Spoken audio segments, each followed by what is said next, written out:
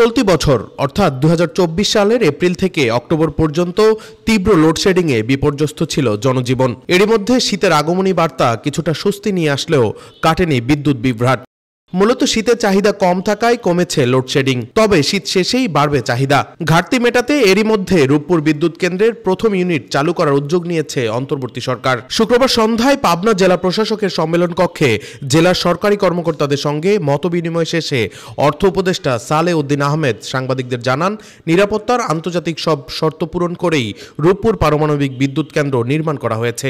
তাই আন্তর্জাতিক আণবিক শক্তি সংস্থার চূড়ান্ত অনুমোদন পেলে 2025 সালের মার্চেই প্রথম ইউনিটে পরমাণু বিদ্যুৎ উৎপাদন করতে চায় সরকার। পরমাণু নিরাপত্তার সর্বাধুনিক পদ্ধতি মেনেই প্রকল্পটি বাস্তবায়ন করা হয়েছে। যত তাড়াতাড়ি সম্ভব এর ইতিবাচক প্রভাব দেশের কাজে লাগাতে চান বলেও মন্তব্য করেন তিনি।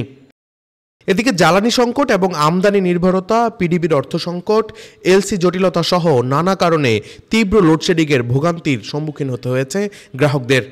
বাংলাদেশে বিদ্যুৎ উৎপাদনের সক্ষমতা 25,491 মেগাওয়াট হলেও এখন পর্যন্ত বিদ্যুৎ উৎপাদনের একদিনের সর্বোচ্চ রেকর্ড 15,648 মেগাওয়াট। গত বছরের এপ্রিলে উৎপাদন হয়েছিল এ পরিমাণ বিদ্যুৎ। বিদ্যুৎ বিভাগের ধারণা অনুযায়ী চলতি বছরে চাহিদা সর্বোচ্চ 17,500 মেগাওয়াট হিসাব করলেও গ্রাহক পর্যায়ে থেকে যায় ঘাটতি।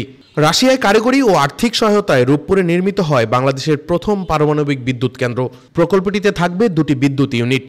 প্রথম ইউনিট চালু হবার পর দ্বিতীয় ইউনিটের কাজ শুরু হবার কথা রয়েছে।